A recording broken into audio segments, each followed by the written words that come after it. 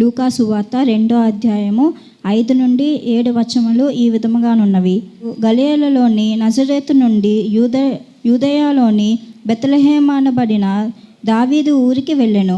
వారక్కడ ఉన్నప్పుడు ఆమె ప్రసవ దినములు నిండెను గనుక తన తొలిచూలు కుమారుని కని పొత్తెగుద్దలతో చుట్టి సత్రములో వారికి స్థలము లేనందున ఆయనను పశువుల తొట్టిలో పరుండబెట్టెను. కొద్ది నిమిషాలు దేవుని లేఖన భాగాన్ని మనం ధ్యానం చేద్దాం. మొట్టమొదటిగా సజీవుడి సైన్యములకు అధిపతి దేవుడు యెహోవా దేవునికి సమస్త ఘనత మహిమ ప్రభావములు ఆరోపించుకుంటున్నాను. అదేవిధంగా కూడి ఉన్న మీ అందరికి కూడా నజరేయుడైన యేసుక్రీస్తు పరిశుద్ధ నామమున శుభవందనాలు తెలియజేస్తూ ఉన్నాను. ప్రియులారా, కొద్ది నిమిషాలు దేవుని లేఖన భాగాన్ని మనం ధ్యానం చేద్దాం. చదవబడిన లేఖన భాగం మనం చూసినట్లయితే లూకా సువార్త 2:5-7 చదవగా విన్నాం. ఆ చదవబడిన లేఖన భాగంలో 7వ వచనంలో ఒక చక్కని మాట ఉంది. ఆ మాట గమనించాలి. 7వ వచనం, తన తొలిచూలు కుమారుని కని పొత్తిగుడ్డలతో చుట్టి సత్రములో వారికి స్థలము లేనందున ఆయనను పశువుల తొట్టెలో పరుండబెట్టెను. ఆ మాట గమనించండి. సత్రములో వారికి స్థలము లేనందున ఆయనను పశువుల తొట్టెలో పరుండబెట్టెను.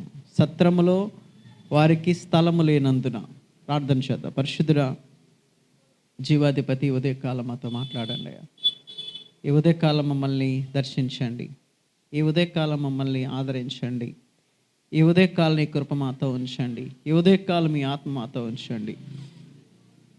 మాతో మాట్లాడి మమ్మల్ని దర్శించి నీ కృపలో బలపరచమని, వాక్యము నాయన మా జీవితాలకు అవసరము నాయన, అట్టి వాక్యమును మాకు దయచేయమని యేసు నామమున అడుగుచున్నాము తండ్రి, ఆమేన్. మనం బాగా గమనించినట్లయితే యేసు ప్రభువారు యూదులకు రాజు. ఆయన ఎవరు?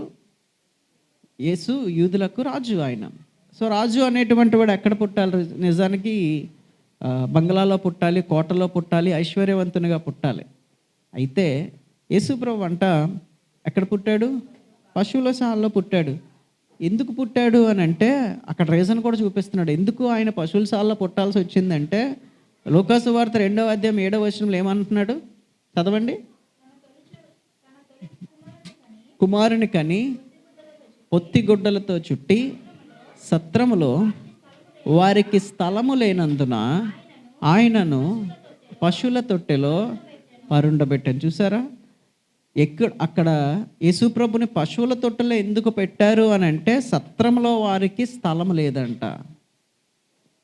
సత్రంలో అంటే అక్కడ ఉన్న హోటల్స్లో కానీ అక్కడ ఉన్నటువంటి కొన్ని ప్రాంతాల్లోని యేసుక్రీస్తు ఉండడానికి స్థలం అంటూ లేదు. కనుక ఆయన ఎక్కడ పెట్టారంట? పశువుల శాలలో పెట్టారు. అంటే మనమున్న స్థలంలో యేసు లేడు. ఆమేన్. బాగా గమనించండి. ఆ జనులు ఉన్న స్థలంలో యేసు ప్రభు పుట్టలేదు. అక్కడ లేడు యేసుక్రీస్తు. అక్కడికి వెళ్ళలేదు. కారణం ఏమిటి అని అంటే వాళ్ళు అన్నారు, హోటల్ నిండిపోయింది అన్నారు, సత్రాలు నిండిపోయాయా, ఇంకా ఉండడానికి ఇక్కడ స్థలమే లేదా అంటూ ఉన్నారు. ఈనాడు మనమున్న స్థలములో మనతో ఉన్నదేంటి? మనమున్న స్థలములో మనతో ఉన్నటువంటి వారు ఎవరు? ప్రియ దేవుని సంగమ, దేవుని బిడ్డలారా బాగా గమనించండి. మనం ఉండేటువంటి స్థలంలో నీతో నాతో ఉండేటువంటిది ఎవరున్నారు అనేటువంటిది మనం జాగ్రత్తగా గమనించుకోవాలి. ప్రియ దేవుని బిడ్డలారా బాగా గమనించండి. అందుకే నీవు ఉన్న స్థలంలో ఉన్నదేమిటి? ఈ ఉన్న స్థలంలో నీతో ఉన్నవారు ఎవరు? నీ ఉన్న స్థలంలో నీతో ఉంటూ ఉన్నదేమిటో ఈ ఉదయకాలం మనము గమనించుకోవాలి. అందుకే ఆదికాండము 18వ సొదొమ గొమొర గురించి దేవుడు ప్రభువు చెప్తున్నటువంటి మాట ఏమిటి అని అంటే, అయ్యా సొదొమ గొమొరలో నేను ఏం చేస్తాను? నాశనం చేసేస్తాను అంటున్నాడు. నేను అది అంతటిని కూడా నాశనం చేసేస్తాను అంటున్నాడు. ఎందుకు నాశనం చేసేస్తాను అని అంటూ ఉన్నాడు? బాగా 20వ వచనం చదవండి. 20లో ఏమంటున్నాడు చూడండి. మరి యెహోవా సొదొమ గొమొరలను గూర్చిన మొర గొప్పది గనుక వాటి పాపము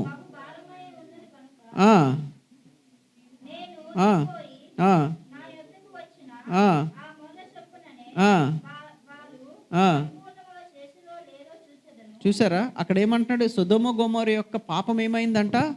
మొర దేవుడి దగ్గరికి వచ్చిందంట.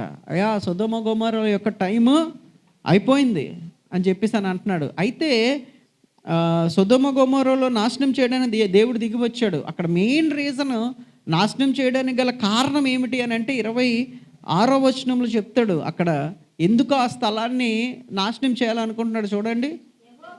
యెహోవా సొదొమ పట్టణములో 80 మంది నీతిమంతులున్నను కనబడిన ఎడల వారిని బట్టి ఆ స్థలం అంతటిని చూసారా.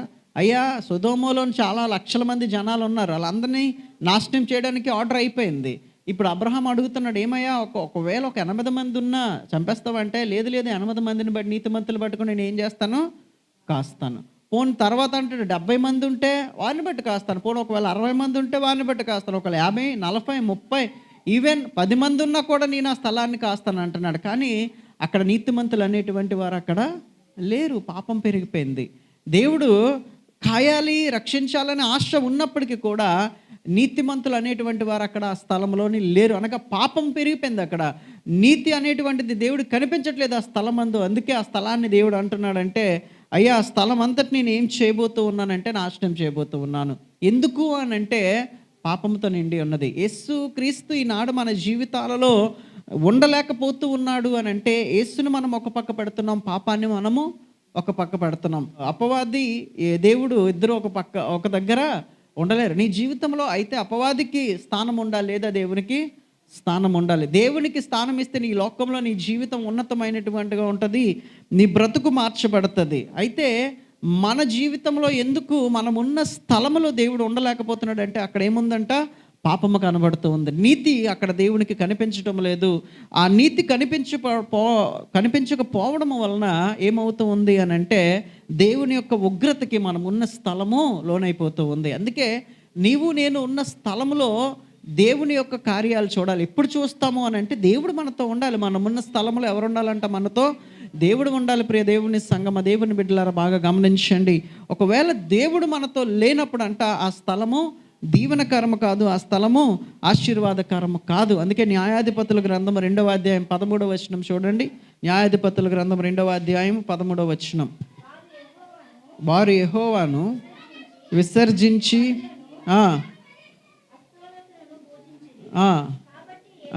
యెహోవా కోపాగ్ని చూసారా, వారు యెహోవాను విసర్జించి, ఆ మాట గమనించండి. ఎందుకు ఆ కోపం ఆ స్థలం మీదకి వచ్చింది అని అంటే, వారు ఏం చేశారంట, యెహోవాను విసర్జించారంట. ఆ స్థలంలోని దేవునికి ప్రయారిటీ లేదు, దేవునికి ప్రాముఖ్యత లేదు, దేవుణ్ణి కొరకు ఆ స్థలంలో ఒక ప్రత్యేకత లేదు కనుక వారు దేవుణ్ణి ఏం చేశారంట, విసర్జించారంట. అందుకే 15వ వచనంలో ఒక చక్కని మాట అంటాడు, న్యాయాధిపతులు 2:15 చెప్పినట్లు యెహోవా వారితో ప్రమాణము చేసినట్లు వారు పోవు ప్రతి స్థలమున వారికి బాధ కలుగజేయుటకు యెహోవా వారికి శత్రువు ఆయన గనక. ఎంత మాట చూడండి, ఎవరు శత్రువు అయ్యాడంట, దేవుడే శత్రువు అయిపోయాడంట. దేవుడు ఎందుకు శత్రువు అయ్యాడంటే, అక్కడ పాపము వారి చుట్టూ వారున్న స్థలంలో పాపమునకు వారు స్థానం ఇచ్చారు గనక, పాపముతో ఆ స్థలము నిండబడింది గనక యెహోవాయే వారికి శత్రువు అయ్యాడు.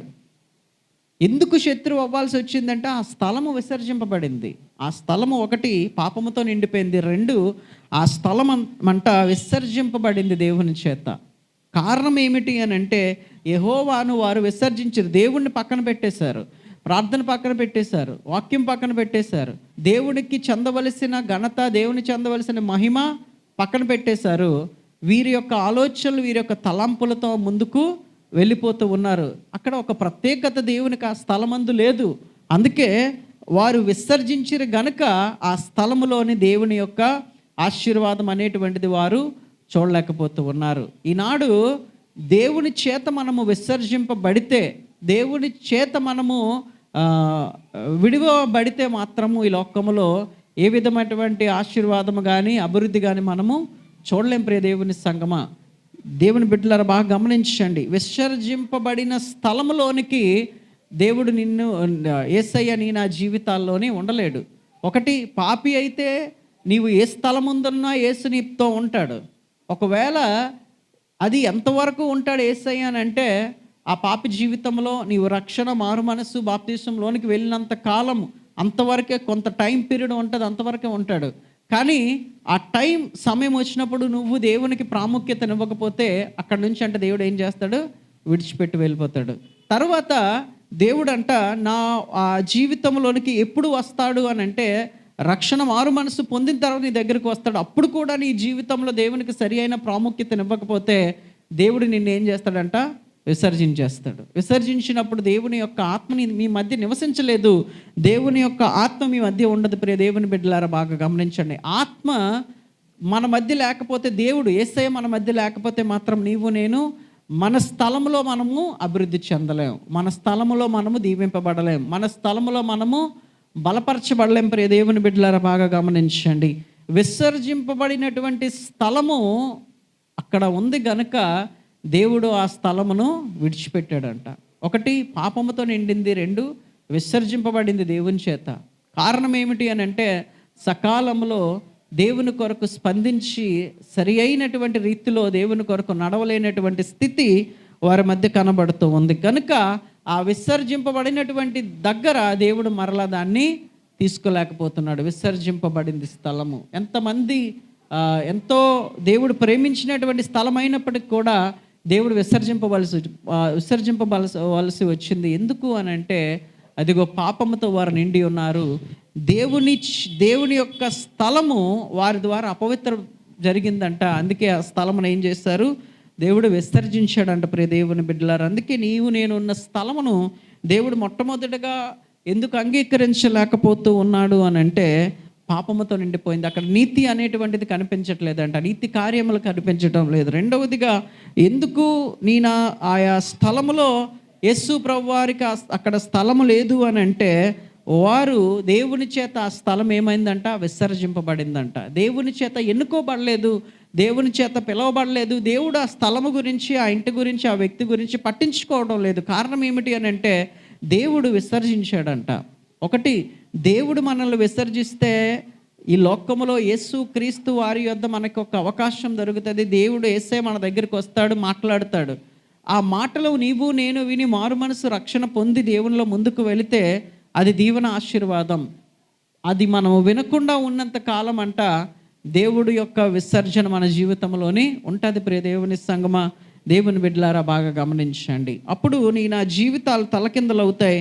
అప్పుడు నా జీవితాల్లో మనము చేయనది ఏది కూడా మన స్థలములో దీవెనకరమ కాదు, ఆశీర్వాదకరమ కాదు. అందుకే ఆదికాండము 35వ అధ్యాయం 13-14 వచనాలు చదవండి. ఆదికాండం 35వ వచనం 13-14 వచనాలు. అందుకే మనమున్న స్థలము ఎలా ఉండాలి, మనమున్న స్థలములో దేవుణ్ణి ఏ విధంగా మనము ఆరాధించాలి అక్కడ చెప్తూ ఉన్నాడు. ఆదికాండం 35:13-14 వచనాలు చదవండి. దేవుడు తనతో మాట్లాడిన స్థలము నుండి పరమునకు వెళ్ళెను. ఆయన తనతో మాట్లాడిన చోట యాకోబు ఒక స్తంభము అనగా కట్టించి దాని మీద పానార్పణం చేసి నూనె దాని మీద పోసెను.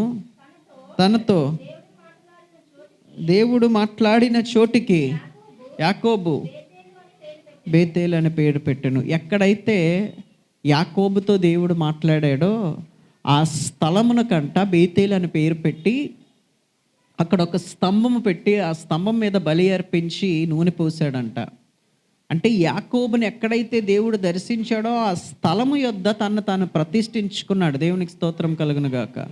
దేవుడు అక్కడ ఒక స్తంభము వేసి దాన్ని ప్రతిష్ఠించాడంట. ఈరోజు దేవుడు ఎక్కడ నీతో నాతో మాట్లాడతాడో, ఎక్కడ నా ప్రార్థనలకు జవాబునిస్తున్నాడో, ఎక్కడ నీతో ఆయన ఉండాలనుకుంటున్నాడో అక్కడ నీవు ఆయన కొరకు ఆ స్థలం ముందు ఏం చేయాలంట, ప్రతిష్ఠించుకోవాలి.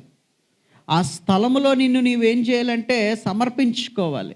ఈరోజు సమర్పణ జీవితము చాలామందికి ఉండడం లేదండి. సమర్పణ అనేటువంటిది ఉండడం లేదు. యాకోబు అంట ఎక్కడ దేవుడు తనతో మాట్లాడాడో ఆ స్థలంలోనంట ఒక ప్రతిష్ఠిత స్తంభాన్ని వేసాడంట, నూనె పోసాడంట, ప్రతిష్ఠించాడంట. ఇది దేవుని యొక్క స్థలము, ఇది దేవుని యొక్క ఇల్లు అనేటువంటిది అనే రీతిలో దాన్ని అక్కడ ఆ స్థలాన్ని ప్రతిష్ఠించాడంట. ఆ స్థలం ఎక్కడ తిరిగినా ఏం చేసినా మరలా ఎక్కడికి వచ్చాడు? ఆ స్థలంలోనికి వచ్చాడు. ఈనాడు మనము ఒక స్థలములో ఒక చోట దేవుడు మనతో మాట్లాడినప్పుడు మళ్ళీ మనం సమర్పించుకొని ప్రతిష్ఠించుకోవాలి మనము. అప్పుడు ఆ స్థలం ఆశీర్వదింపబడుతుంది. నీ ఇంటిలో కూడా నేను అందుకే అంటాను, ప్రతి వ్యక్తి జీవితం ఇంట్లో కూడా ఒక ప్రార్థన గది ఉండాలి. నీ ఇల్లు చిన్నదైనా పెద్దదైనా ఏదైనా సరే ఒక మూల ఏముండాలి? నీకు ఒక ప్రార్థన గది ఉండాలి. There should be a room. ఒక ప్రార్థన గది ఉండాలి. ఆ ప్రార్థనా గదిలో నీవు ప్రతిష్ఠించుకోవాలి. నువ్వు ప్రతిష్ఠించుకొని ప్రవ్వా, ఈ ప్రతిష్ఠించుకోవడం అంటే ఏంటో తెలుసా? నువ్వు ఈ పలానా టైంకి నేను ప్రార్థన చేస్తాను, రోజుకి ఒకసారి చేస్తాను, 2 సార్లు 3 సార్లు ఎన్నిసార్లు చేస్తావో తెలియదు, కానీ ఆ టైంకి నువ్వేం చేయాలి? నీ ప్రార్థన ప్రారంభం అయిపోవాలి. ఆమేన్. నువ్వు చేయాలనుకుని చేసేయాలి ఆ టైంకి. అదే దాన్నే ప్రతిష్ఠించుకోవడం అంటారు. చాలామందికి ప్రతిష్ఠించుకోవడం లేదండి. మనము ప్రార్థన కొరకు, వాక్యం కొరకు మనం ప్రతిష్ఠించుకోలేకపోతున్నాం. దేవుని కొరకు మనం ప్రతిష్ఠించుకొని ఏం చేయాలంటే ఆ టైంకి జరగవలసినవన్నీ జరిగిపోవాలంతే. అలా జరిగిపోయినప్పుడు దేవుడు నన్ను ఆశీర్వదిస్తాడు. ఆ స్థలములో దేవుడు ఉండడానికి ఇష్టపడతాడు. దేవునికి ఎక్కడికైతే క్రమశిక్షణగా నీవు ఉంటావో అక్కడ ఆ స్థలాన్ని దేవుడు నిన్ను ఆశీర్వదిస్తాడు. కొన్నిసార్లు ఆ స్థలంలో ఉన్నప్పుడు బోల్డ్ శోధనలు వస్తాయి, అనేకమైన నిందలు వస్తాయి, అవమానాలు వస్తాయి కదా. ఎన్ని శోధనలు, నిందలు, అవమానాలు వచ్చినా కూడా ఎక్కడైతే నీవు ప్రతిష్ఠించుకున్నావో ఆ టైంకి ఆ పని జరిగిపోవాలంతే. ఒక ప్రార్థన అనుకుంటే ఆ ప్రార్థన ఎప్పటికప్పుడు జరిగిపోతుండాలి. ఎవరేమన్నా ఏం చేసినా కూడా నీ పని నువ్వు చేసుకొని వెళ్ళిపోవాలి. నీవు అనుకునేటువంటిది మాత్రం ఆ యొక్క గురి ఎప్పుడు తప్పిపోకూడదు, ఆ గురి ఎప్పుడు ఆగిపోకూడదు. ఆ గురిని పట్టుకొని మనం ఏమవ్వాలి? వెళ్ళిపోవాలి. అనేకమైన మాటలు వస్తాయండి, నిందలు, అవమానాలు వస్తాయి. మనము తప్పు చేసినా చేయకపోయినా లోకం ఎలాంటిది తెలుసా? నాలుగు లేదంట, నాలుగు ఏటి లేదు, దుమ్ము లేదంట. మనం చూడం, అవతల వ్యక్తులు ఏటైనా మనం చూడం, కానీ నిందలు వేసేస్తాం కదా. వాళ్ళు అలాంటోళ్ళు ఇలాంటోళ్ళు మనం చూడం. అది అట్లీస్ట్ మన కళ్ళతో కూడా మనం చూడం, కానీ ఇలాంటోళ్ళు వాళ్ళు అలాంటోళ్ళు అది ఇది లేనిపని మాట్లాడేస్తాం. భయపడాల్సిన పని లేదు. ఎవరు ఎన్ని అనుకున్నా, ఎవరు ఎన్ని చేసుకున్నా మనము భయపడవలసిన పని లేదు. అనవసరం. మనం వెళ్తూ ఉంటే కుక్కలు ఏం చేస్తుంటాయి? వెనకతల అరుస్తూ ఉంటాయి. కాబట్టి నువ్వు ప్రతిష్ఠించుకో, దేవునికి నువ్వు ప్రతిష్ఠించుకో, అంతే. నువ్వేంటో దేవుడికి తెలుసు, అంతేనా? ఆమేన్. నువ్వేంటో దేవుడికి తెలుసు. దేనికి మనం భయపడాలి కదా. కాబట్టి నీవు నమ్మకంగా నీవు ఉన్న స్థలంలో ప్రార్థన చేయి, అంతే. సమస్తం దేవునికి అప్పచెప్పే. దానియేలు భక్తుడి మీద అంట ఎలా పట్టుకుందామో దానియేలుని అనేసి ఈ శతాధిపతులు అందరూ కూడా ప్లాన్స్ వేస్తున్నారంట. దానియేలు ఏ కేసు మీద ఇరికిద్దాం, దానియేలు అలా బంధిద్దాం, దానియేలు ఏం చేద్దాం అని అనుకుంటూ ఉంటే దానియేలు తన గృహంలోని ప్రార్థన చేస్తున్నాడు. దేవునికి స్తోత్రం కలుగును గాక. ఏం చేస్తున్నాడంట? యథావిధి ప్రకారము రోజుకు 3 మారు ఆయన ఏం చేస్తున్నాడు? దానియేలు ప్రార్థన చేస్తున్నాడు, అంతే. ఆయన ప్రార్థన చేస్తున్నాడు, దేవుడు చేయవలసిన కార్యం చేసుకొని వెళ్ళిపోతూ ఉన్నాడు. దేవునికి స్తోత్రం కలుగును గాక. ఎన్ని ప్లాన్లు వేసినా కూడా దానియేలుని శిక్షించలేకపోయారు, బంధించలేకపోయారు. సింహాలు కూడా ఏం చేయలేకపోయాయి. దానియేలుని సింహపు నోళ్ళను ఆయన ముయించాడు. దేవునికి స్తోత్రం. ఏ నోళ్ళైనా ఆయన ముయించేస్తాడు. ఆమేన్. ఎస్, ఆ నోళ్ళు ముయించేస్తాడు. కాబట్టి నీవు దేవుని మీద ఆధారపడు. నీవున్న స్థలములో ఎక్కడ దేవుడు నీతో దృఢముగా మాట్లాడాడో అక్కడే సమర్పించుకో. నేను అంటాను, ఇది మా తల్లి సంఘం, ఇది కాదు. ఎక్కడ దేవుడు నీతో మాట్లాడాడో. యాకోబుకి ఇల్లు ఉంది, వాకలు ఉన్నాయి, అత్తమామలు ఊరుంది, అన్నీ ఉన్నాయి. కానీ ఆ ప్రాంతము, బేతేలు ప్రాంతంలో ఆ రాత్రి పడుకున్నప్పుడు అంట, ఆ తలగడద పెట్టుకొని పడుకున్న స్థలంలో దేవుడు దర్శించాడు. అమ్మో, ఇది దేవుని స్థలం అని అక్కడ సమర్పించుకున్నాడు. అందుకే ఎటు వెళ్ళినా కూడా ఎక్కడికి వచ్చాడు? ఆ టైము, ఆ గడి వచ్చేసరికి దేవుడిని తీసుకొచ్చేస్తాడు ఆ స్థలానికి. నీకు తెలిసిపోద్ది ఆటోమేటిక్గా. కాబట్టి ఆ స్థలంలో నీవు ప్రతిష్ఠించుకోవాలి. నీవు ప్రతిష్ఠించుకొని, ప్రభువా ఇదిగో నన్ను నేను సమర్పించుకుంటున్నాను ప్రభువా, నేను ముందుకు వెళ్ళిపోతాను తండ్రి. ఎన్ని అనుకున్నా ఏం చేసినా నేను ముందుకు వెళ్ళిపోతాను నువ్వు అనుకుంటే ఆటోమేటిక్గా దేవుడు నిన్ను ఆశీర్వదిస్తాడు. లేవనెత్తవలసినటువంటి రీతిలో ఆయన నిన్ను లేవనెత్తాడు. భయపడవలసినటువంటి అవసరం లేదు. సింహపు నోళ్లను ముయించగల దేవుడు ఆయన. అసాధ్యమైనది ఆయనకి లేదు. ఈరోజు బహుశా నీ వెనక ఎన్ని అనుకున్నా ఏం చేసినా కూడా ఒకరోజు తెలుసుకుంటూ రాలే టైం వచ్చినప్పుడు. వాళ్ళు చేసిన తప్పుడు దేవుడు వాళ్ళకి బయలుపరుస్తాడు. ప్రియ దేవుని సంగమ, దేవుని బిడ్డలారు. అందుకే దేవుడు నిన్ను దర్శించిన స్థలమందు నిన్ను నీవు ప్రతిష్ఠించుకోవాలి. అందుకే చక్కని మాట మొదటి రాజుల గ్రంథం 8:21 చూడండి. మొదటి రాజుల గ్రంథం 8వ అధ్యాయం 21వ వచనం. అందులో యెహోవా నిబంధన మందసమును ఏర్పరిచి ఐగుప్తు దేశము నుండి ఆయన మన పితరులను రప్పించినప్పుడు నిబంధన. చూసారా, మందసానికంట సొలొమోను భక్తుడు మందిరం అంతా చేసి మందసానికి ఒక ప్రత్యేకమైన స్థలాన్ని ఇచ్చాడంట. మందసంలో ఏమున్నాయి తెలుసా? అహరోను చిగురించి కర్ర, మన్నా పాత్ర, మోషే 10 ఆజ్ఞలు. దేర్ ఆర్ 3 థింగ్స్ కదా. 3 విషయాలు ఈ యొక్క మందసంలో ఉన్నాయి. అందులోని మొట్టమొదటిగా పెట్టబడింది ఏంటి అని అంటే మోషే యొక్క 10 ఆజ్ఞలు పెట్టబడ్డాయి అందులోని. అదేవిధంగా అఫ్కోర్స్ మన్నా పాత్ర కూడా పెట్టబడింది. అయితే దేవుని ఆజ్ఞ అనేటువంటిది నీ ఉన్న స్థలంలో ఉండాలి. ఆమేన్. ఆ స్థలంలో ఆ స్థలంలో ఏం పెట్టాడు? మందసం పెట్టాడు. మందసంలో దేవుని ఆజ్ఞ ఉంది. మందిరం అంతట్లో ఈ మందిరంలో ఒక ప్రధాన స్థానంలో ఉన్నటువంటిది ఏంటి అని అంటే దేవుని ఆజ్ఞ. మన జీవితంలో దేవుడు దేన్నైతే చెయ్యొద్దు అంటాడో అది ఆపేయాలి ఆజ్ఞ. ఇదిగో ఈ దినం నుంచి నువ్వు ఇది చెయ్యి అని ఆజ్ఞ ఇస్తే అది చెయ్యాలి అంతే. మన జీవితంలో దేవుడు మనల్ని ఎక్కడిది ఏ విధంగా ప్రేరేపిస్తాడో తెలియదు.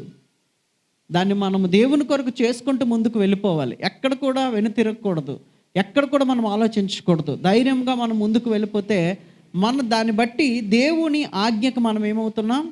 లోబడుతున్నాం. దేవునికి ఎప్పుడైతే నువ్వు లోబడ్డావో ఆటోమేటిక్గా దేవుడు నీ జీవితాన్ని అనేకుల ఎదుట ఆశ్చర్యార్థకంగా మిగులుస్తారు. ప్రియ దేవుని బిడ్డలారా, దేవుని సంగమ, బాగా గమనించండి. ఈనాడు దేవుని యొక్క ఆజ్ఞ అనేటువంటిది ఏ విధంగా ఉన్నది అని అంటే నీవున్న స్థలంలోనంట దేవుని కొరకు ఆ స్థలమును ప్రతిష్ఠించు.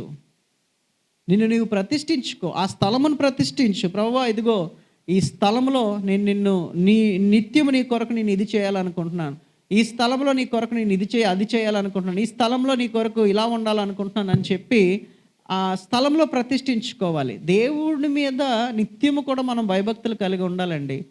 దేవుని మీద ఆసక్తి మనం కలిగి ఉండాలి. దేవుడిని నిర్లక్ష్యం చేయకూడదు. చాలామంది ఈరోజు చర్చికి రాలేదు. ఎందుకు చెప్పండి? రేపు రావాలి క్రిస్మస్. నిర్లక్ష్యం కదా. అంటే క్రిస్మస్ ఎలాగుంది కదా, ఆదివారం దీవెనలు పొందుకుంటే ఏంటి, పొందుకోకపోతే ఏంటి, రేపు ఎలాగో ఆలయానికి వెళ్తాం కదా.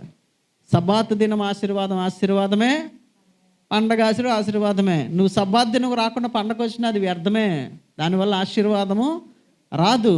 ఈ వారం నీకు ఎక్కడ ఆశీర్వాదం ఉందంటే దేవుని మందిరంలో ఉన్నప్పుడు నీకు ఆశీర్వాదం. తప్ప రేపు నువ్వు వచ్చి ఆశీర్వాదాలు పొందుకుంటాను అనుకుంటే అది నీ భ్రమ అంతే. పండగ రోజున దేవుడు నిన్నేం ఆశీర్వదించాడు?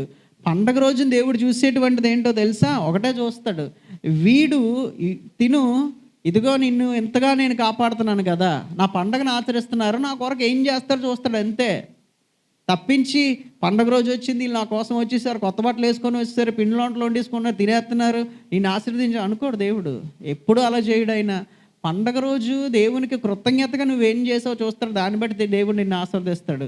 నీవు చేసిన దాన్ని బట్టి దేవుడు నిన్ను ఆశీర్వదిస్తాడు. పండగ రోజు సబ్బాతు దినం అనేటువంటిది నువ్వు చేసావా చెందావా పక్కన పెడితే నువ్వు ఆలయంలో కనబడ్డావా లేదా, అదే దేవుడు చూస్తాడు.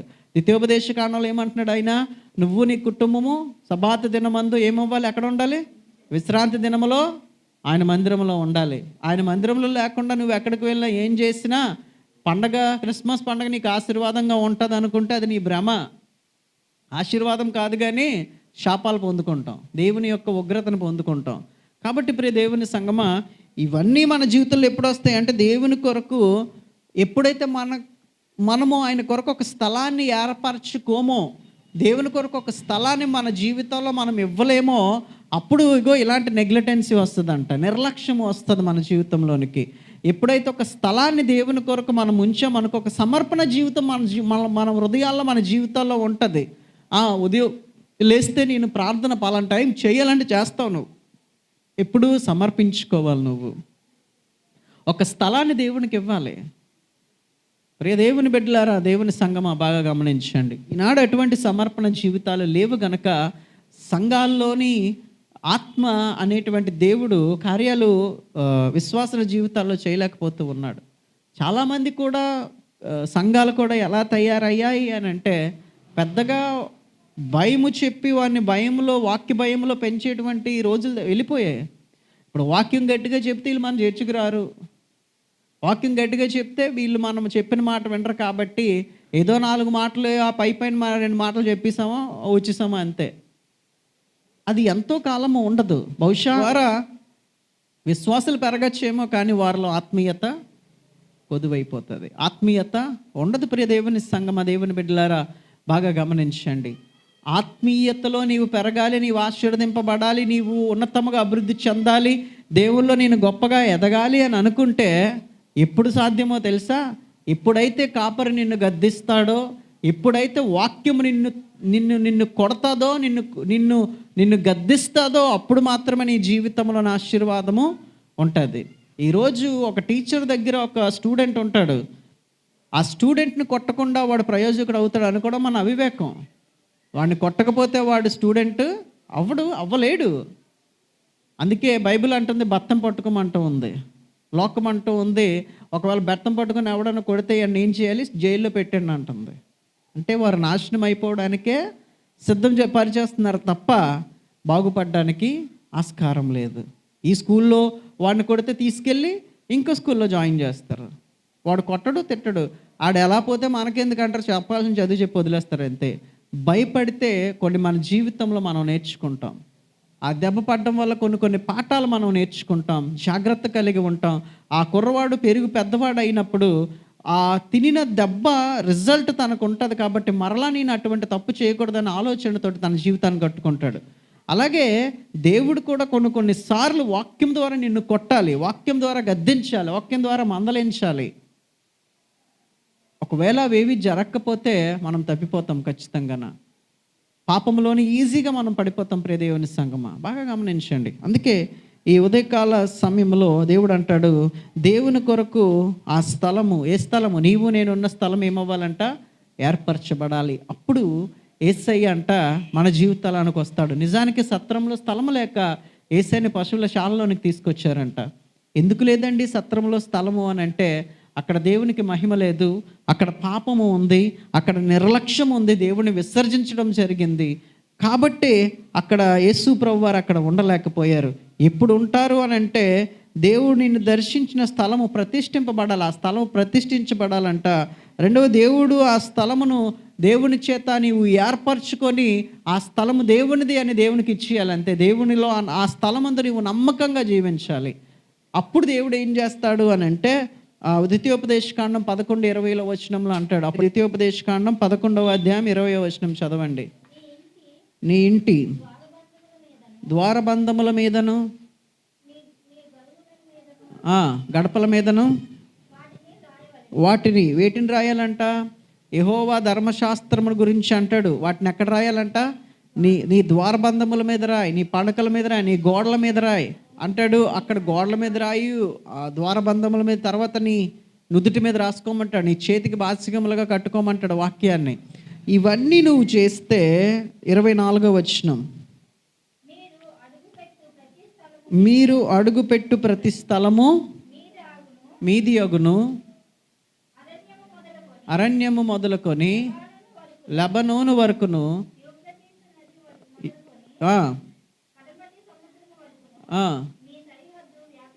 చూసారా నీ సరిహద్దు. అందులో మొట్టమొదటి మాట ఏంటంటే, మీరు అడుగుపెట్టు స్థలం ఏమవుతుందంట? నీవు అడుగుపెట్టిన స్థలము నీదా కాదా? ఒక్కసారి ఆలోచించు. నీవు అడుగుపెట్టు స్థలము నీది అవ్వాలి అని అంటే అంటాడు, దేవుని యొక్క ఆజ్ఞను నీవేం చేయాలంట? పాటించాలి. దేవుని ఆజ్ఞకు నీవు లోబడాలి, దేవుని ఆజ్ఞ నీవు అంగీకరించాలి. ఆ ఆజ్ఞకు లోబడి నీవు జీవిస్తే నీవు అడుగుపెట్టు ప్రతి స్థలమును దేవుడు ఏం చేస్తాడంట? నీకు అప్పగించేస్తాడు. నయోమి దేవుడు విడిచిపెట్టి వేరే స్థలంలో అడుగుపెట్టింది, ఏమైంది? సమస్తాన్ని కోల్పోయింది. ఇప్పుడు దేవుణ్ణి అంగీకరించింది, ఇంకా దేవుడు చెప్పింది ఫైనల్. ఇంకా ఎవరేమన్నా ఇంక దేవుని పట్ల నా నిర్ణయం మారదు అనుకొని బయలుదేరింది. ఏమైంది? ఆశీర్వదింపబడింది, దీవించబడింది.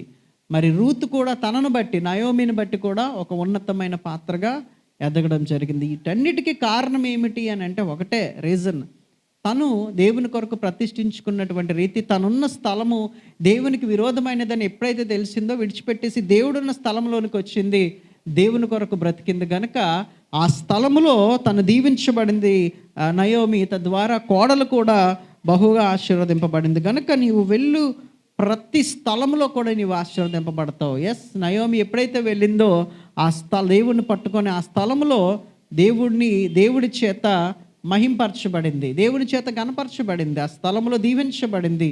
అందుకే దేవుడి కొరకు మనం ఒక స్థలాన్ని ప్రతిష్ఠిస్తే మనం వెళ్ళిన ప్రతి స్థలం ఏమవుతుందంట? మనదవుతుంది.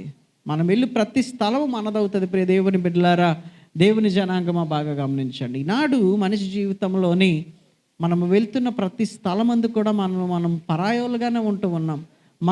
మనం వెళ్ళిన స్థలం, మన చోట మనం దీవించబడలేకపోతూ ఉన్నాం. కారణం ఏమిటి అంటే స్థిరమైనటువంటి దేవుని కొరకు సమర్పణ మన జీవితంలో కొదువైపోతూ ఉంది. కనుక ఎప్పుడైతే నీవు సమర్పించుకుంటావో దేవునికి, ఆటోమేటిక్గా నువ్వు వెళ్ళు ప్రతి స్థలంలో దేవుడు నీ జీవితంలో కార్యం చేస్తాడు. ప్రియ దేవుని బిడ్డలారా, నీవు వెళ్ళు ప్రతి స్థలము కూడా దీవించబడుతుంది.